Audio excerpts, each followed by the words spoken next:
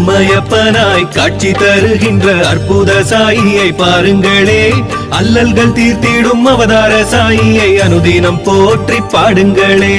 அம்மையப்பனாய் காட்சி தருகின்ற அற்புத சாயியை பாருங்களே. அல்லல்கள் தீர்த்திடும் அவதார சாயியை அனுதினம் போற்றி பாடுங்களே.